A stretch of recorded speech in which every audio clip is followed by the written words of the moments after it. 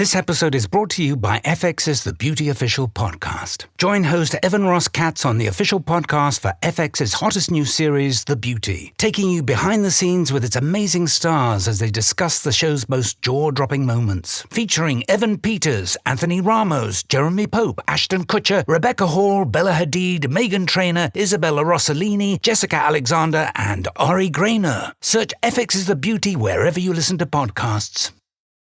About every summer, we meet for a trip.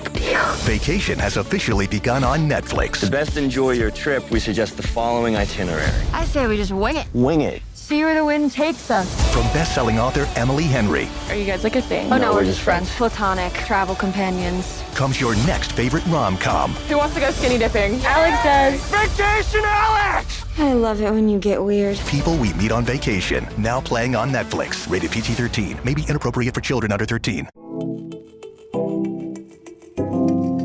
I'm Aislinn Green, and this is Unpacked, the podcast that unpacks the world's most interesting destinations and the deeper stories behind travel.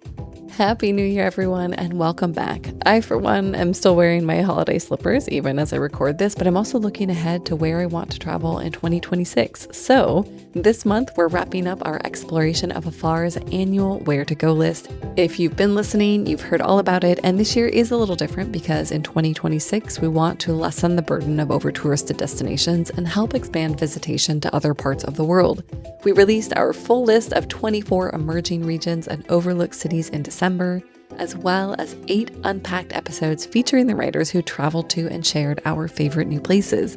In this first month of the new year, already a dizzying and newsworthy time, we have 7 final episodes for you. And today I'm talking with journalist Catherine Romine. Catherine is based in Bali, where she has built 2 homes and now lives with her husband and 2 daughters, who are also her frequent travel companions. And that location makes it pretty easy for her to travel throughout Southeast Asia. But until last year, she'd never spent time on the Malaysian island of Penang, a place I fell in love with many years ago.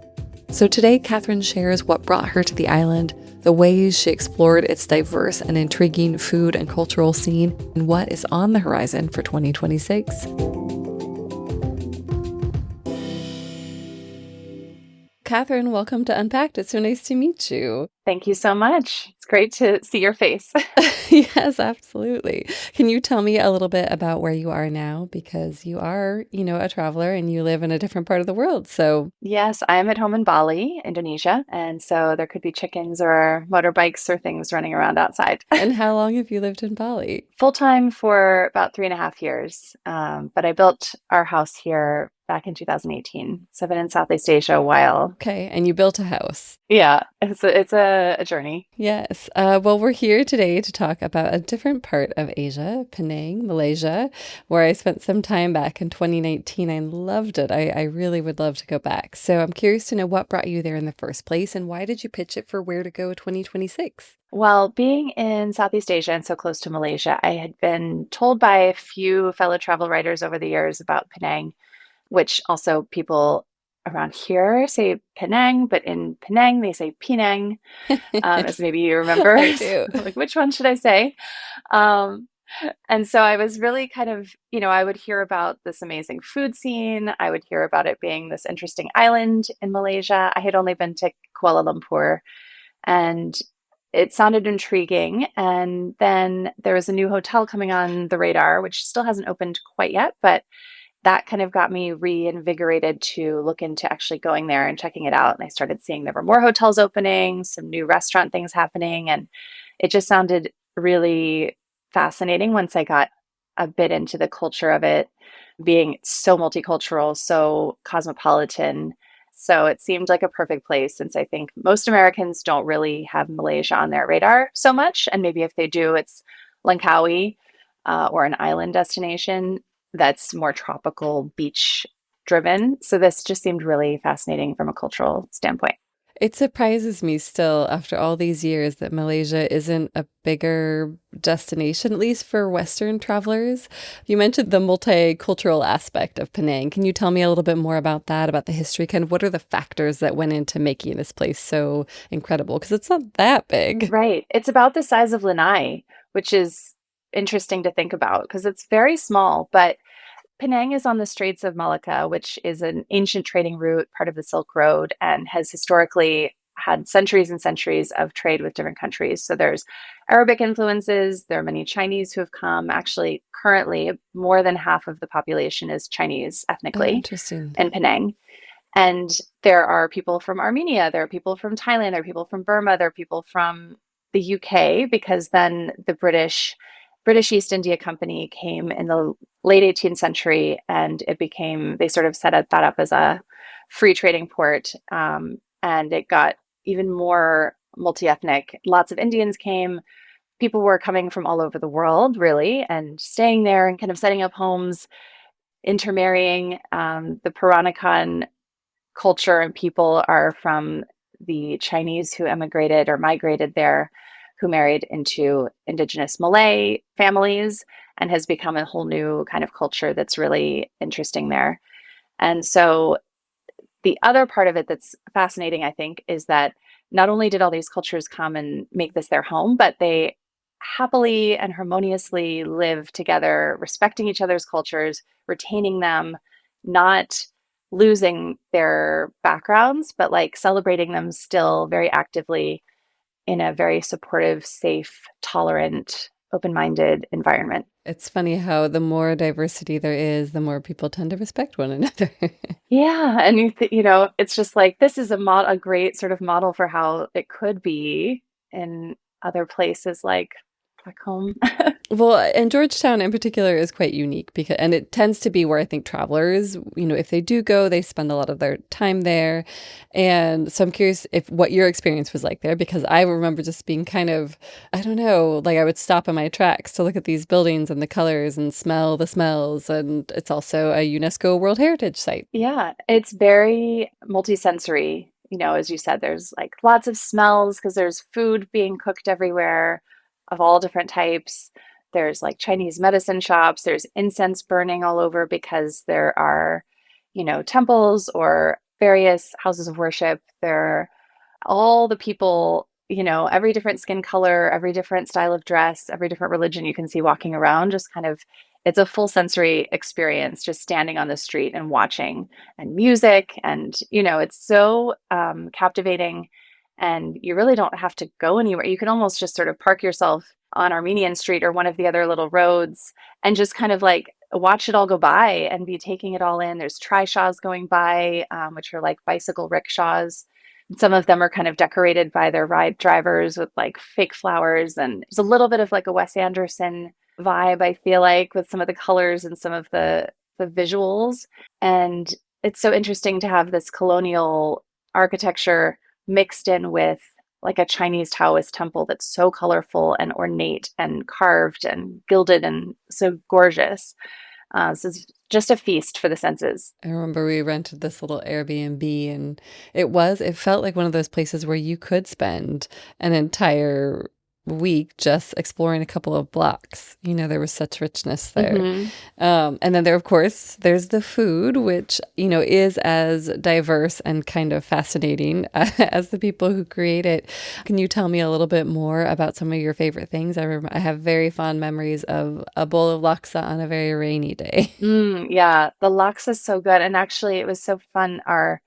We stayed at this new hotel, the Millin, which is an autograph collection hotel on Millionaires Row. And they even gave us like laksa cookies. Oh, interesting. There were these like delicious, savory, really, it was like all of the spices from laksa put into a little cookie. It was so fascinating because I love the flavors of laksa. It was interesting to try it in like a slightly sweet thing. The food is so fun because, there's everything from like Michelin star, very fine dining restaurants to all the hawker stalls and the street stalls. And the thing that everyone kept saying that we had to try, which we did try and thought was absolutely delicious, was the char kway. It's like these flat rice noodles that are kind of like stir fried over charcoal flames with prawns and cockles and sausage and bean sprouts, and eaten any time of day. And I think that's the other thing that's so fun.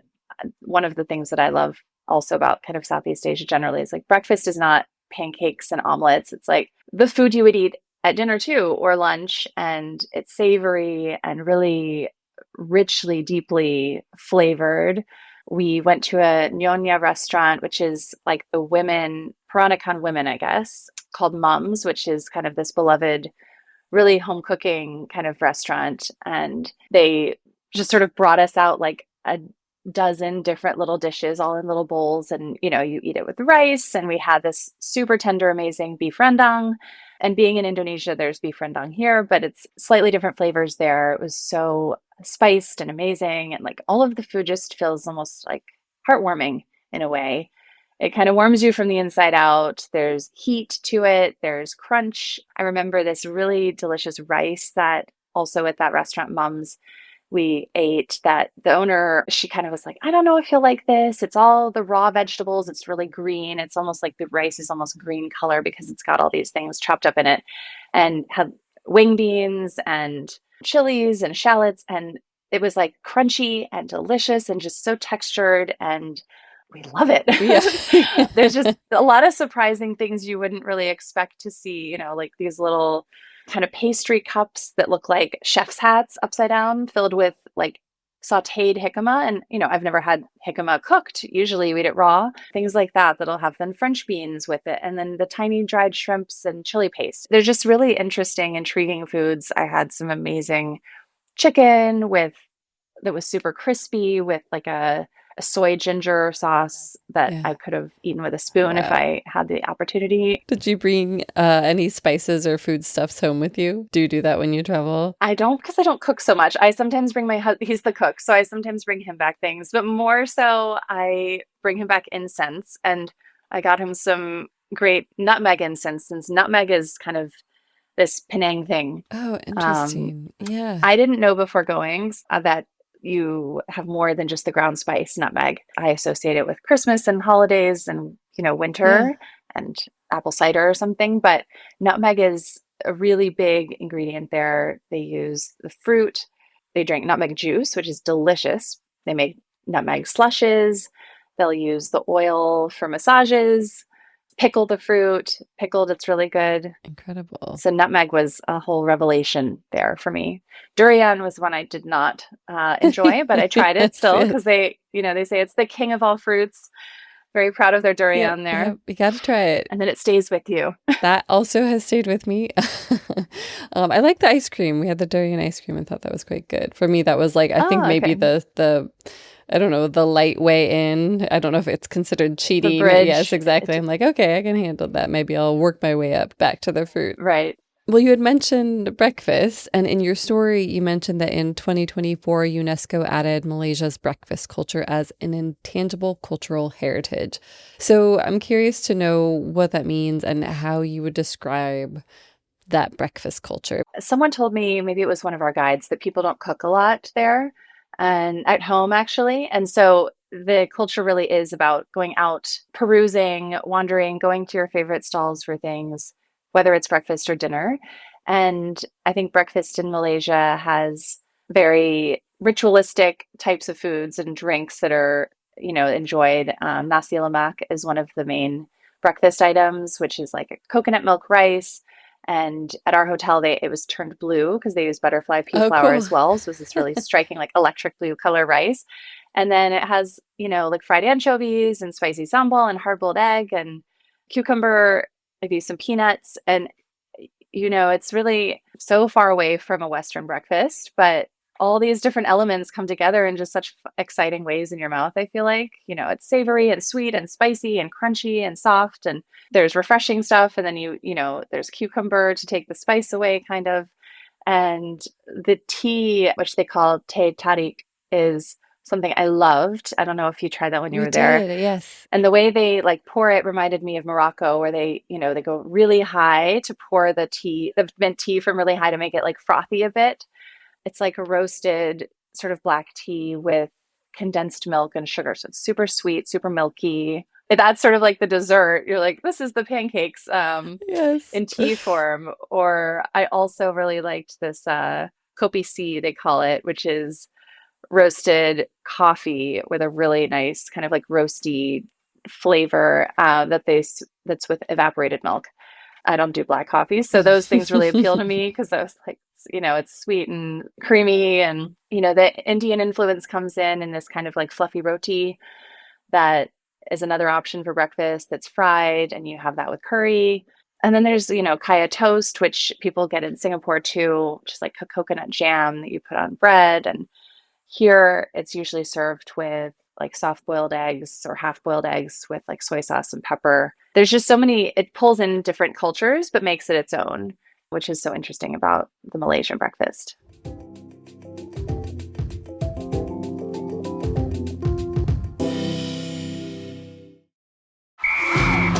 All right, listen up, nacho chips. Quiet down, crispy potatoes.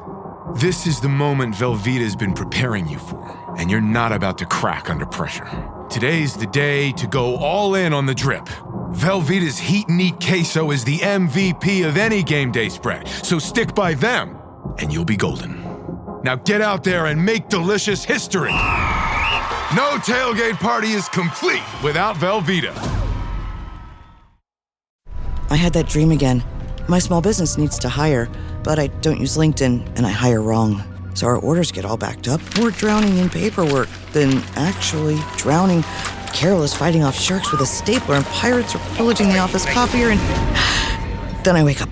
Don't let hiring nightmares ruin your dreams. LinkedIn Jobs' new AI assistant goes beyond the resume, using unique insights to deliver a smarter shortlist. Post your job for free at linkedin.com/quality. Start hiring today with LinkedIn.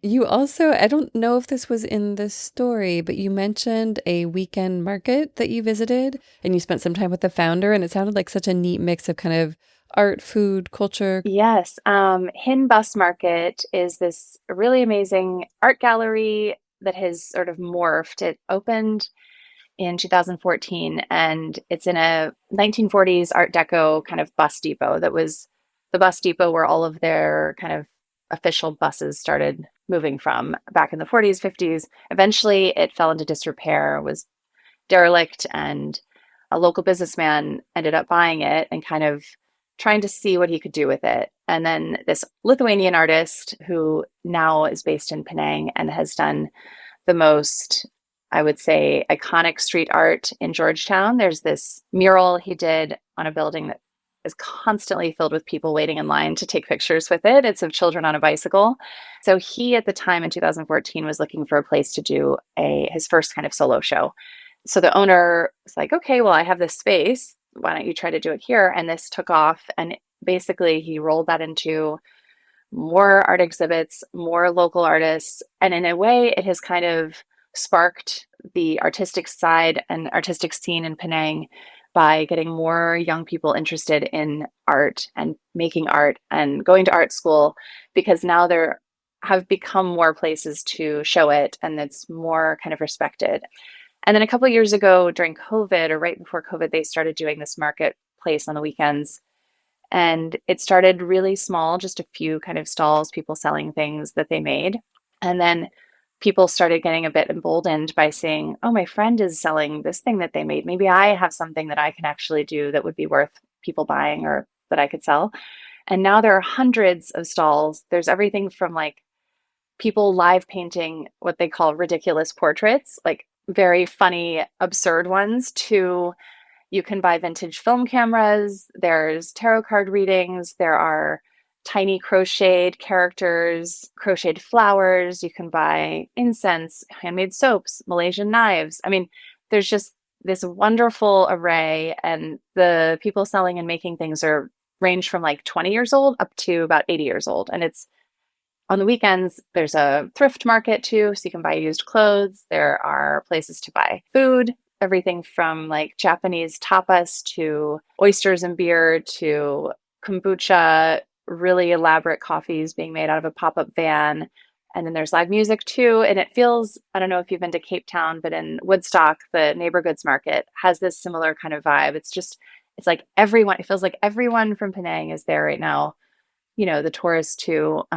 But there's so much to see and taste and experience and look at: ceramics, textiles, and it's so exciting. I could have spent all day there. And he's just really, I think, inspiring in the way he has helped develop the art scene and creative scene in Penang and kind of empowered people to be part of it who were a little bit shy or a little bit nervous about whether they had something to contribute. Yeah, that's so interesting. I wonder if they found that it's also been a way to keep like younger people there. Yeah, I think so too. I think there's students enrolling in art school there, and I think it's giving opportunities to young people in Penang. What's the founder's name? Tow, yeah, such a great sense of community there, and it feels very friendly. People are really just enjoying themselves and like expressing themselves and having fun. I love it. Well, I would like to close with your advice for anyone who's planning a trip in the future. I know you mentioned that there's this hotel news on the horizon. I think you're planning a trip back there. So what do you wish you'd known, perhaps, before you visited for the first time? I don't think I would have not gone, but it was very, very hot. Ah, yes. Very Because when were sweaty. you there? I was there in late September, which is kind of right in the middle of the most rainy, humid, thickly hot time. And we were walking around a lot outside and through the clan jetties and just like sweating. So I would not recommend going in September, October, if you can avoid it, unless you like oppressive heat. Yes. But I still loved it. But, you can tell how much I loved it that I'm, would still go back. I would say November to February, March is really ideal. It's a lot cooler, less humidity, more pleasant temperatures, and probably try, unless you really want to be all right in the middle of it, avoid Chinese New Year as it's just really busy there. But there are also lots of really cool festivals that happen throughout the year there. There's a literary festival, there's the Chinese Lantern Festival, there's Indian New Year, there's this Hungry Ghost Festival, there's a marathon, there are just tons and tons of happenings all the time. So finding time to intersect with one of those festivals would be, I think, really fun to experience. And there has been a kind of influx of hotels opening in Penang lately. And the hotel I stayed in September was stunning, really gorgeous, called the Millen. And they have this amazing pool that is a lap pool that looks out over the water with one clear side. It's just this like epic perch from which to appreciate some of the old Chinese mansions down below, see the water. The Sori Penang is a new boutique hotel coming in January that I'm going to return to visit and write about for Afar. It's a 15-room boutique hotel that is in very, very carefully, meticulously restored shop houses in the Khu Kong Si, which is, I would say, the most grand, kind of prominent of the clan houses, which is a thing in Penang that's also really interesting.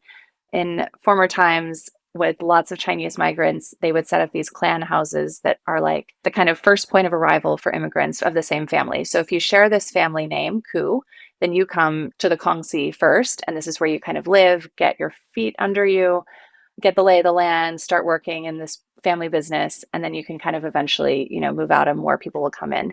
So these are collections of shop houses with a Chinese Taoist temple usually at the heart of it in the UNESCO site. So this hotel, Sori, is going to be right in the middle of Georgetown, right in the heart of it. And an architect is the owner who did the renovation. And he's actually born in Penang, based in Singapore now. But he did the renovation with a lot of kind of memories of how he felt living in these spaces, living in the shop houses, the light, the water, different elements, and kind of wanting to bring that back to life. It sounds like he's really honoring the past and taking it into the future and introducing new people to it. Yeah. Would you recommend that people base themselves in Georgetown, do you think? Yeah, I think it depends on your style of travel. If you really like to be able to just walk out your door and be in the middle of things, of the action, then yes, probably in the middle of Georgetown would be great. I did enjoy being in our location, which is on what they call Millionaire's Row. It's a very short couple-minute drive to Georgetown, but I love to see the water from our room. And you can take Grab, which is like Uber there. Grab taxis are readily available, a very cheap way to get around. You can go up, to go up the funicular. The island is like, it's not so small that it takes 5 minutes to get everywhere, but it's not huge. But I think it was about a 30-minute drive to go to this incredible temple I fell in love with called Keklok Si. They have this pagoda of 10,000 Buddhas, and each sort of level of it is a different style of architecture. One is Chinese, one is Thai, one is Burmese, and it's spectacular. So it's worth kind of making your way around the island, but you can very easily do that either with a tour guide if you have one or driver, or by by taking a grab taxi around to go see some of the beaches, get up into some of the hills, maybe hike. Yeah, absolutely. And that's a great tip about using or downloading the Grab app. Is there anything else that you think that people should know in terms of etiquette, currency, any of those kind of very practical traveler tips? The currency is really easy to use. It's the ringgit, and I feel like it was like 4 ringgit to $1. So it was pretty easy to do the math on that. Because it is so cosmopolitan, it's not like there are any strict dress codes to adhere to. People really wear, you see every different type of dress. Always nice to be respectful, of course. If you're going into temples and things like that, you do want to cover your knees. And yeah, the language is also an interesting kind of aspect of it, since it is so multicultural. Most people speak English, I would say, on a general sort of, in a store or restaurant. Chinese is widely used as well, as is Malay. And then there's a billion other languages, it feels like, being spoken. But me living in Indonesia, a lot of the language is the same as Malay. So I can kind of use some of my Bahasa Indonesia, which is similar to Bahasa Malaysia.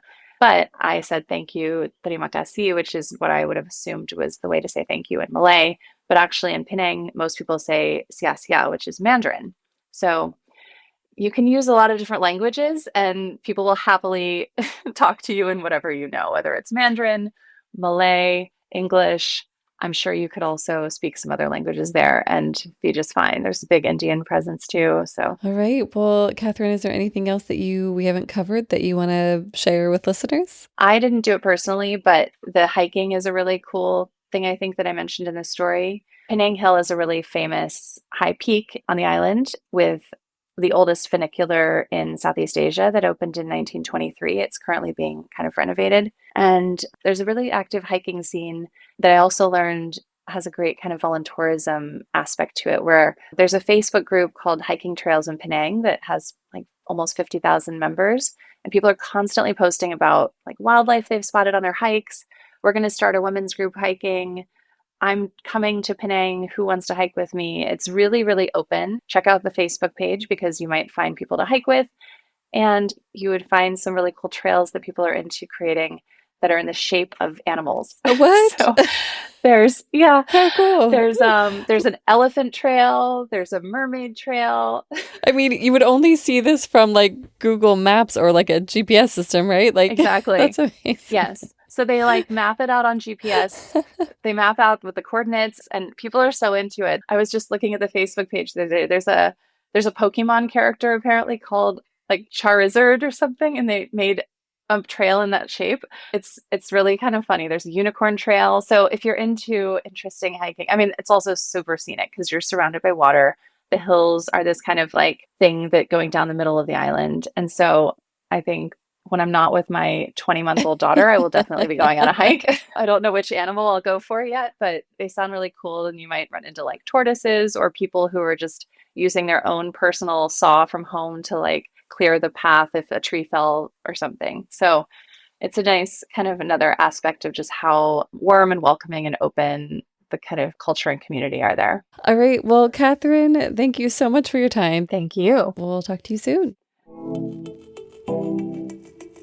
Thank you so much for joining this special Where to Go episode. In the show notes, we've included links to all the places that Catherine recommended, as well as to her website and social handles. We've also included links to all past Where to Go episodes. So happy listening, happy planning, and happy travels. We'll see you in the next episode.